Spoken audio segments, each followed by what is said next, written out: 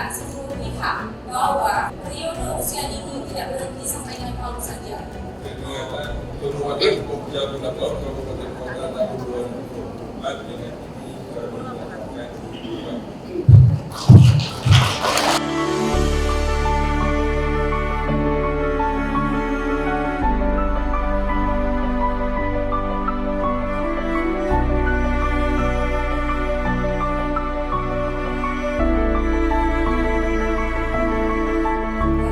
waktu 3 minggu ini saya mendapatkan informasi yang menurut saya luar biasa, bagaimana keberhasilan dari PAUD Kota Banda Aceh mendapatkan PIN emas. Yang perlu saya sampaikan adalah bahwa ini adalah kerjasama dari Pokja Bunda PAUD Kota Banda Aceh. Tanpa teman-teman di Pokja Bunda PAUD, mungkin hal ini tidak akan bisa tercapai dengan